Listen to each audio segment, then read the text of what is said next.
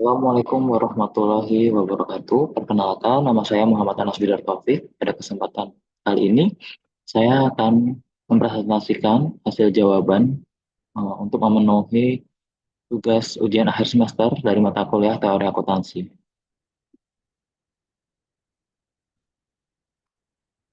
Pada kesempatan kali ini, eh, topik pembahasan yang akan saya bahas yaitu terkait dengan standar akuntansi keuangan.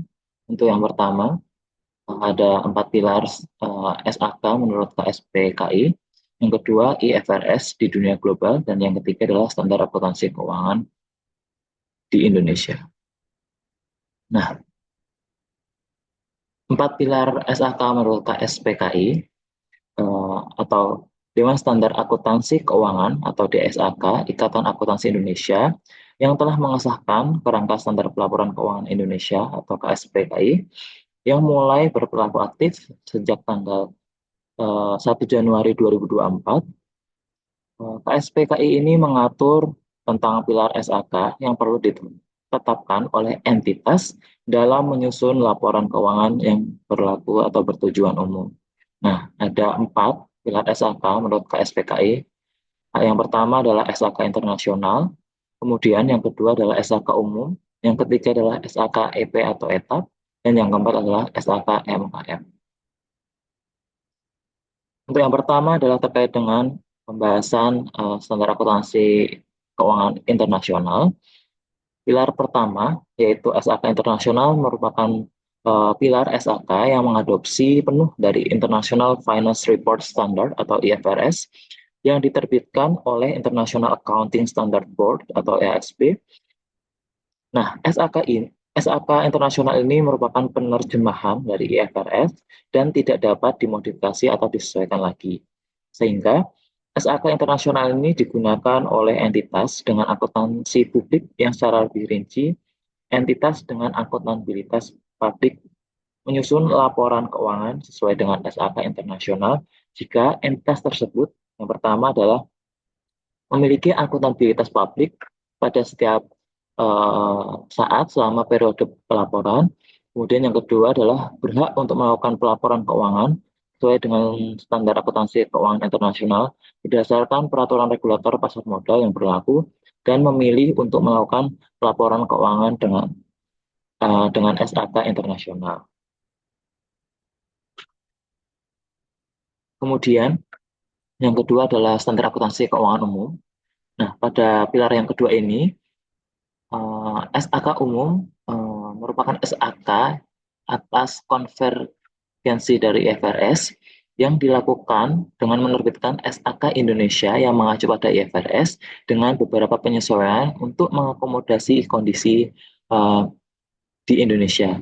Kemudian penyesuaian tersebut diantaranya adalah beberapa IFRS yang tidak diabsorpsi karena tidak relevan dengan kondisi di Indonesia serta terdapat beberapa modifikasi persyaratan dalam IFRS untuk memenuhi kebutuhan lokal Indonesia. SAK umum ini biasanya digunakan oleh entitas dengan akuntabilitas publik dan tanpa akuntabilitas publik yang secara terperinci entitas entitas tersebut menyusun laporan keuangan dengan SAK umum jika entitas tersebut yang pertama adalah memiliki akuntabilitas publik pada setiap saat selama periode pelaporan, atau yang kedua, memiliki akuntabilitas publik, namun berhak untuk menerapkan pelaporan keuangan sesuai dengan SAK internasional berdasarkan peraturan regulator pasar modal, dan atau yang ketiga, eh, entitas tidak memiliki akuntabilitas publik, namun berhak memilih pelaporan keuangan berdasarkan SAK Indonesia. Selanjutnya yang ketiga adalah SAK EP atau etap. SAK Indonesia untuk EP atau etap ini berlaku bagi entitas tanpa akuntabilitas publik.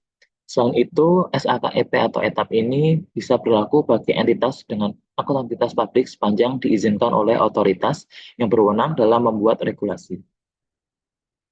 SAK EP atau etap ini merupakan konvergensi dari IFRS for SMES yang diterbitkan oleh IASB dengan sejumlah penyesuaian. SAK EP atau ETAP ini adalah SAK yang terbitkan oleh DSAK-IAI yang dapat digunakan oleh entitas private atau entitas tanpa akuntabilitas publik yang memenuhi persyaratan yang diterapkan oleh SAK EP atau ETAP yang secara lebih rinci. Entitas dapat menyusun laporan keuangan sesuai dengan SAK EP atau ETAP jika entitas tersebut yang pertama tidak memenuhi akuntabilitas publik pada setiap saat selama periode pelaporan, dan atau yang kedua, entitas tersebut memenuhi syarat untuk melakukan pelaporan keuangan dengan SAK EMKM, tetapi memilih menggunakan SAK EP atau ETAP.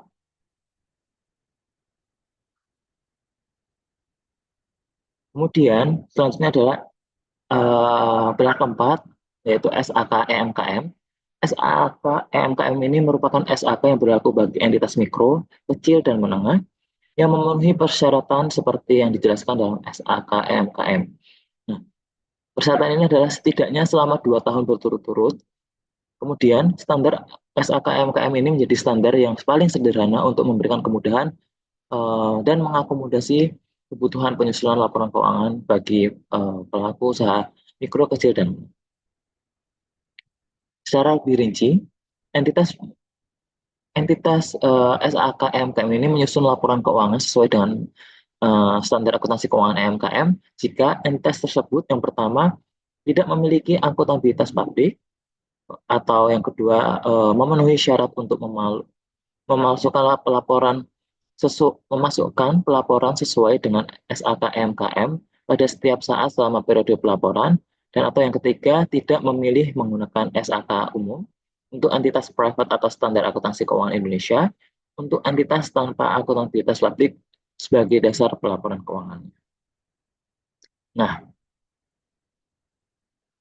selanjutnya adalah pembahasan terkait dengan standar akuntansi keuangan menurut International Finance Reporting Standard atau IFRS. Pada IFRS di Indonesia, pemerintah Indonesia sejak tahun 2012 ini menggunakan IFRS sebagai standar akuntansi sesuai dengan pernyataan standar akuntansi keuangan yang disusun oleh Ikatan Akuntansi Indonesia. Standar akuntansi keuangan yang berada di Indonesia ini secara garis besar mengacu pada IFRS yang berlaku efektif mulai 1 Januari 2014. Dewan Standar Ikatan Akuntan Indonesia atau DSAK-IAI berupaya meminimalkan perbedaan antara SAK dan IFRS.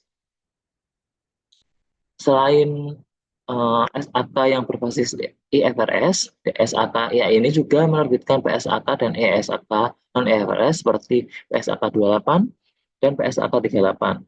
Kemudian ada ISAK 31, ISAK 32, 35, dan ISAK 365. Kemudian IFRS di dunia global, IFRS menurut saya belum menjadi one global accounting standard, namun IFRS tidak bisa dilepaskan dari perkembangan global terutama yang terjadi di pasar modal. Karena dengan IFRS maka kita bisa mengetahui bagaimana perusahaan itu menyusun laporan keuangan berdasarkan standar yang bisa diterima secara global. Apabila sebuah negara beralih ke IFRS, artinya negara tersebut sedang mengadopsi bahasa laporan keuangan global yang akan membuat perusahaan bisa dimengerti oleh pasar dunia.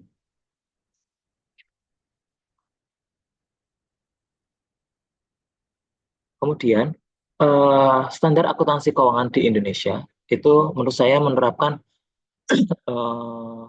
memiliki beberapa jenis yang disesuaikan dengan entitas dan kebutuhan yang berbeda, sehingga SAK di Indonesia ini tidak tunggal dan memiliki pilar-pilar yang berbeda.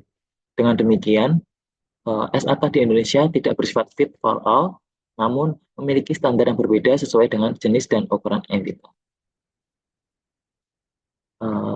Demikian presentasi dari saya. Apabila banyak salah, saya mohon maaf. Saya tutup. Terima kasih. Assalamualaikum warahmatullahi wabarakatuh.